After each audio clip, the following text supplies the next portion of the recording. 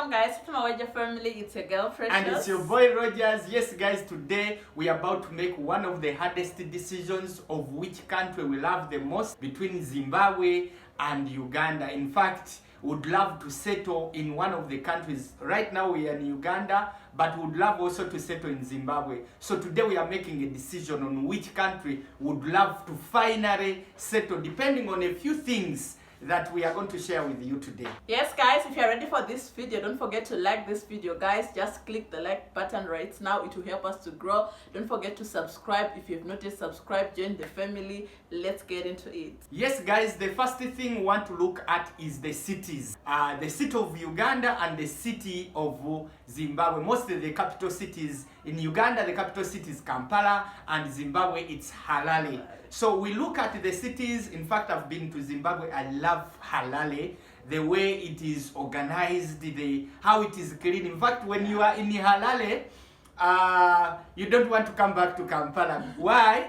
Because Kampala, as you know, those of you who are in Uganda, and if you have gotten a chance to be in Uganda, you know what I'm talking about. Kampala is not that much organized.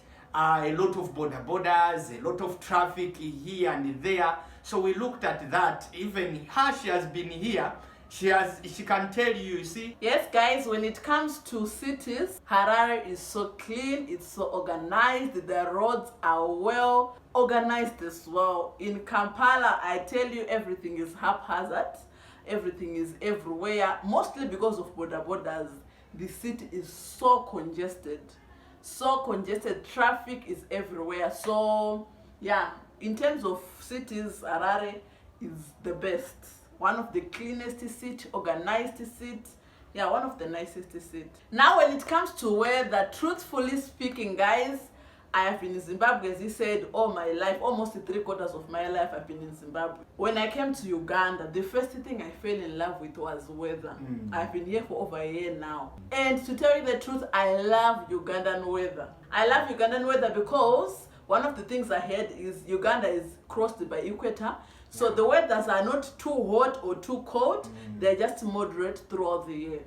But in Zimbabwe, when it decides to get hot, it will be hot for sure. It doesn't joke.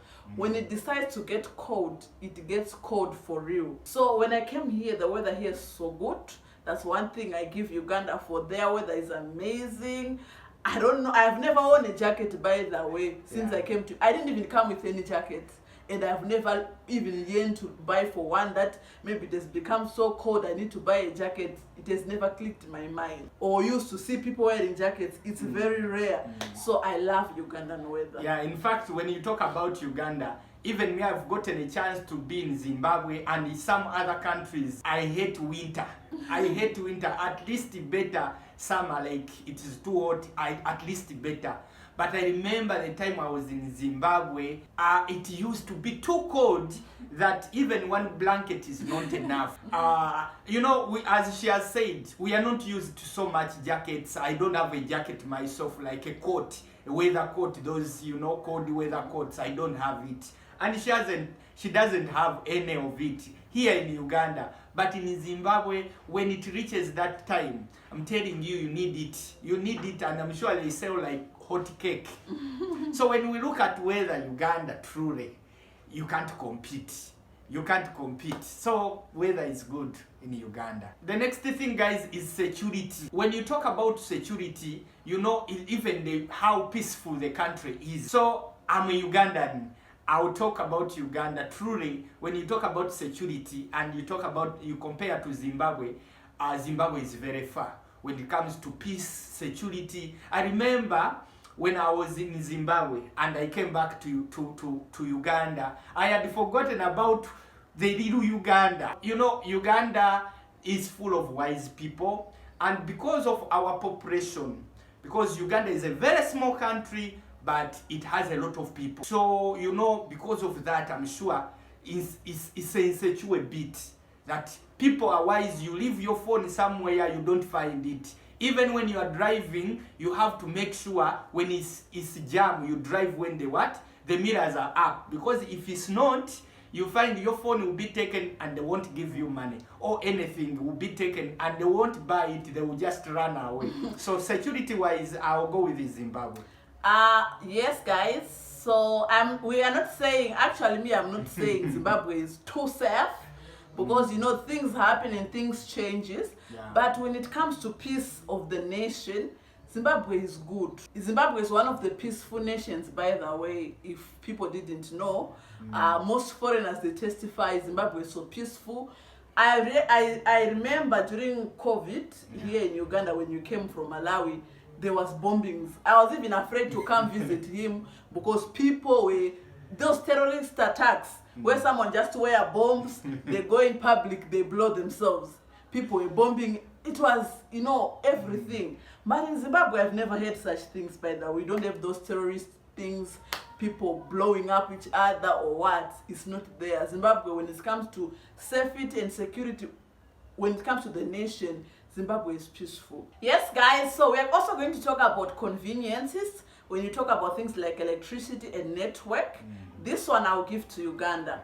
Uganda is one of the places where I was actually shocked, because when I was in Zim, you know, you get used to certain things. I'm sure people in Zim, you can testify. Electricity was a problem at the beginning. But now people are used to electricity going. People have found alternatives of what to do when electricity is not there. People are actually used. So when I came to Uganda, now seeing electricity every day was like something else. I'm like, electricity is not going, network is not disturbing me, data is affordable, it's not expensive, you know, those kind of things. So this one I'll give to Uganda. Uganda, when it comes to electricity, it is so stable. It doesn't just go anyhow. And when also it comes to network is so good in Uganda compared to what? To Zimbabwe. Yeah, as she has said, truly, even me, the time I was in Zimbabwe, I used to struggle with mostly the network and also the expensive data. Because I was used to that of Uganda, it's not as much expensive as what? As Zimbabwe. And also electricity. Through electricity, it can go for some good hours. Sometimes it can go for an entire day in Zimbabwe. So in Uganda, it's not that much common. So you feel like Uganda, in terms of conveniences, it is a bit better. Yes, guys, the next thing is in terms of food. I will first talk about Zimbabwe. When I was in Zimbabwe, truly, the most common food there is saza. For those of you in Uganda or in another country, you don't know what to call saza, it's kaunga. Kaunga is posho, okay? Or maize meal, isn't it? So yes. That is kaunga. That's the most common food. By the way, it is their staple food. And if he's a Zimbabwean and doesn't eat saza, it's like they have not eaten anything. It's like us in Uganda, when you don't eat matoke, mostly in the central, but also in other parts now matoke works. It's like you have not eaten anything. But in Uganda, we have so many alternatives that you can spend a week or even 2 weeks without eating matoke, but you are eating a lot of other things. Yeah. Even in restaurants, they serve you different things, so you don't miss out anything. So food here is plenty. When you compare it to Zimbabwe, truly, they have food, but it's not, you don't have a lot of options. So here food is plenty, and for me, I would go, when it comes to food, I would go with Uganda. Yeah. Yes, guys, so he's telling the truth, by the way. People who have come to Uganda, they can testify that when you go to Uganda, even restaurants, they tell you a plate is 12,000 Ugandan shillings, and you tell them, I want everything you have, they'll bring you everything. But in Zimbabwe, when you go to a restaurant, you tell them what you want exactly. If you want rice and chicken, they will charge you. Once you start adding, I want a piece of beef, I want the sweet potato, I want this, that's another money. So when it comes to food, really, Uganda is leading. Uganda has plenty of food and it's always available. Yeah. But there's also one thing, I'm still yet not agreeing with Ugandans. Like, of course, food is plenty and they are so used to buying things daily. They buy things daily, like they don't stock groceries or anything. I found it so disturbing, because when I came here, I used to tell my husband, let's just buy chicken, they slaughter for us, or we cut pieces, we pack, we put in the fridge, and we cook whenever we want. Yeah. It's like, chicken is always up there. When you want, we go buy, we go cut, they cut for us the amount we want. But I saw it so disturbing, so, you know, it's exhausting to buy what you want to use every day, in daily basis. So in terms of being organized and everything, in terms of planning purposes for family, Zimbabwe is leading. Because in Zimbabwe, really, people paid monthly, and also people have jobs to do. So what people normally do monthly, even if you go to town, even in South Africa, I was once in South Africa, people are in town month end. People go and they stock, if it's fridges, they put their meat for that will take them for the month. Chicken, if they buy 3 beds, they slaughter, they cut, they pack, they put in the fridge. So I saw that in Uganda, they don't do that. People normally buy things daily basis. It's so exhausting to me. And I told myself I'm not going to go with that. Most of the times he knows, when it comes to buying chicken, we buy, if it's 2 beds, I cut, I pack, I put in the fridge. Beans, I boil, I put in the fridge. A lot of things I buy in bulk because I'm used. It's very easy. It allows you to do other things. Not that every day you want to think of what to eat, what to buy. Even money, you can't plan very well when you're buying things daily. Yeah, truly, on that, I wasn't used. You know, I used to buy daily. Like, as Ugandans, since we know we have print of things, you go to this market and you buy them, you go to this shop, and we are not used so much to freeze the things. Like, we want to feed on things that are very fresh. You buy a chicken there, you eat it right there. You buy pork, or you eat it right there. So, but in Zimbabwe it's different, and I'm adapting on that. So on that food print, yes, the Uganda does better, but on how they are organized to plan, they plan for the entire month. They Even stock 2 things, even two months. They can stock things for 2 months. Meat is in the fridge, whatever is in the fridge. That's how they do it. But in Uganda, we are not used so much on that. The other thing that is going to help us decide is the cost of living in Uganda and in Zimbabwe.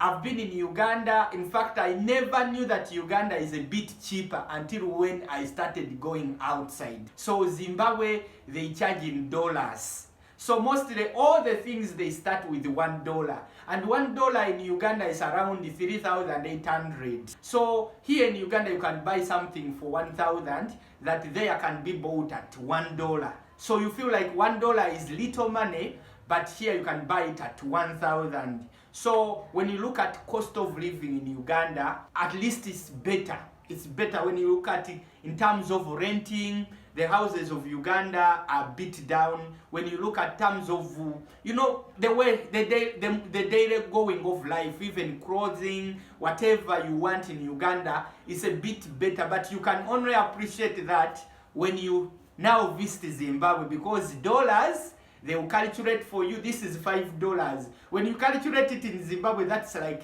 25,000. And you say, hey, $5 I will pay. Yet you don't know that you have spent 25,000 on something in Uganda. You could spend maybe 3,000 or 5,000 on Ugandan shillings. So I found that cost of living in Uganda, truly, here it's better when you compare it to Zimbabwe. Yeah, that's true, guys. I'll testify to that. When it comes to cost of living, Uganda is very cheap. It's very cheap when you have the money and everything. It's very affordable because you can buy something at 1,000 Ugandan shillings.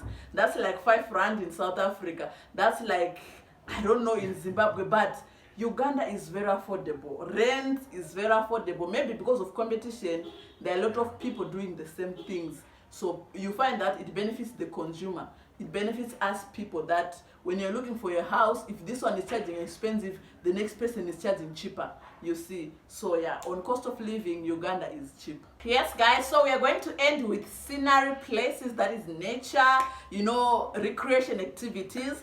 I feel like in both countries, they are good and nice places. Because if you talk of Zimbabwe, in Zimbabwe, we have Victoria Falls. By the way, Victoria Falls, if you're looking for a place to visit when you go to Zimbabwe, Vic Falls is one of the nicest and beautifullest places you can ever see. There is a lot of amazing things. We have places like Nyanga. Nyanga is also one of the best places to visit for recreation activities. We also have Vumba in my area. We have Vumba in Mutare. We have Kariba Dam. We have all these sorts of nice places, guys. Zimbabwe in recreation, it's so good.